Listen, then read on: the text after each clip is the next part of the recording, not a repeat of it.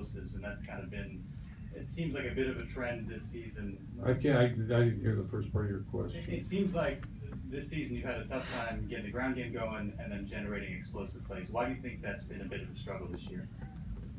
Well, I don't know why it's been a bit of a struggle, and I don't know that it's.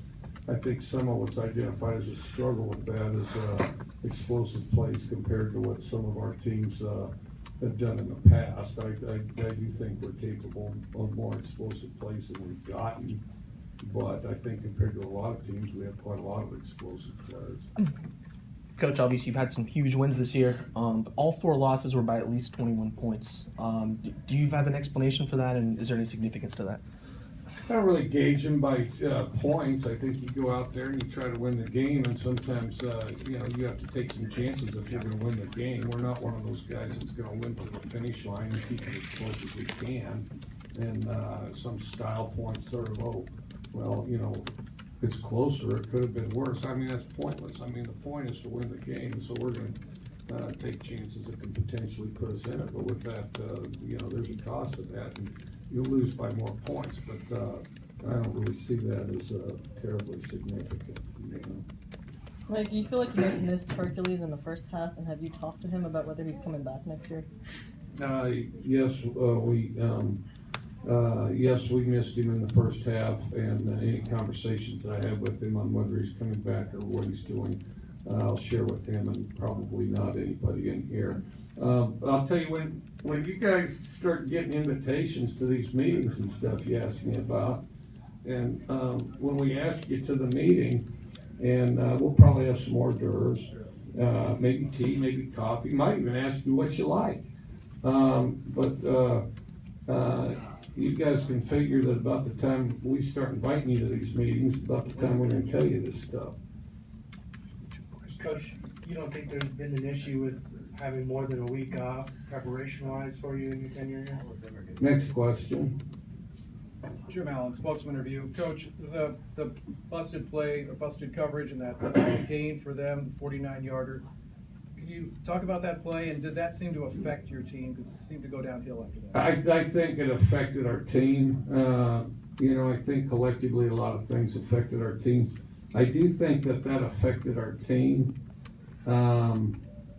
I think that the quick answer is our eyes weren't in the right place, and sometimes things are going to work out for the other guy, and sometimes he's going to have a big play. But then the answer is just do your job and continue to execute the defense. But I did think that we unraveled a little bit after that play. Coach, earlier in the season, we heard you talk about how you thought that arguably the Pac-12 top to bottom could be one of the more competitive conferences in the country. After a couple of these matchups between Pac-12 teams now and facing off against other conferences and your game today, is that something that you can still argue for and validate? We're going to have a tough time ever really sorting that until conferences play the same schedules, the same amount of conference games, and until we have a more expanded playoff format, I think. I do think, though, that in our conference we're tested in a unique way that we're not, that other teams in other conferences aren't, because I do think from top to bottom that we have a very tough conference, and then of course you get body punched throughout the year. I do think that potentially has a cumulative effect. Okay, last question for coaching, and then we have any time for the players. I mean, a few minutes for the players. Mike, Luke came out and warmed up and was throwing pregame. Was that a game time decision, or did you know coming into the day that he wasn't going to play?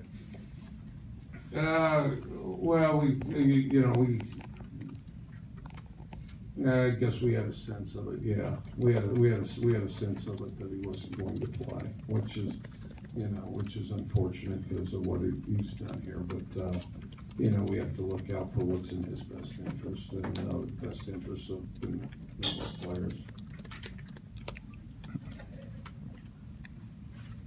Any questions for the players? Jalen, did Coach Grinch talk to you guys before the game that this might be his last hurrah with you guys? All right. Next question. Jim, what happened on the 49-yard touchdown? guys had their eyes in the wrong place, and we just didn't execute the coverage. Gentlemen, I'd like to ask you about the physicality of the game. I'm sorry, Hondo Carpenter from Spartan Nation. Very physical game. Would you talk about that from your perspectives, please? Michigan State was a very physical team. They dominated us in all three aspects of the game. I thought they're just a really well-coached team and very physical throughout all four quarters. Jalen, Evan Klosky, Prem 2 in Spokane. Just wondering what was the difference these last two games? Mostly because Utah and Stanford, we heard, were fairly similar when you looked at the film. And then you guys had great performances against them, but against Washington and Michigan State, this happened. Just didn't go out and execute, I guess. I mean, there's no real answer for it. We just didn't come out and do our job. So.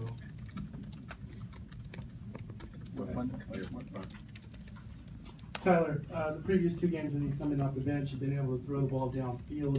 What was giving you troubles in the first half for not getting deep down the field? We just weren't executing. We missed a couple big third downs. We had a drop, a throw that was out of bounds as well.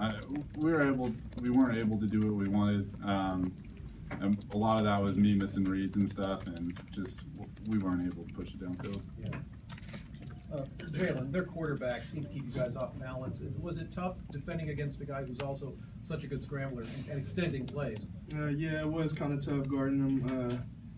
Him rolling out like that, it bought him time for the receivers to get open. So he made our job today kind of hard. But like I said, we just didn't do our jobs and we didn't execute. Tyler, it appeared like Luke was fairly emotional, especially early on in the game. You can understand why. Do you get a sense of how difficult it was for him to not be able to play tonight? Yeah, I mean, not being able to go out with the seniors that came in and really changed the culture of this program, I mean, it's done. He's a great guy, and he's done a lot of great things for this program, and not being able to go out one last time with his teammates was tough. And I just wonder if you could just evaluate your own play, how you felt like it went through tonight. We didn't win, so not good. Tyler, do you feel like it took you guys a while to get in sync on offense? Because it seemed like by the end of the third quarter, you and Tay were sort of heating up a little bit in terms of getting on the same page with the receivers. Yeah, we just weren't executing. Is really what it came down to, and the 3 and outs really killed us. They had the ball for a long time and just kept us off the field, and we really couldn't get in a rhythm. Tyler, from week 1 to today, can you describe to us the transformation of this team? And obviously, you're here starting the final game. Just how different this team looks, now in the final weeks. Yeah, I mean, we've been plagued with injuries all year. I mean, that's what football does. You just got to play next man's up, play the next play. You just got to do better at doing our jobs. Hey, was there anything that changed for you in the second half when you guys did get a little more on a roll there? Oh, nothing really changed. I just played harder and we just executed better because we got in a rhythm. So yeah.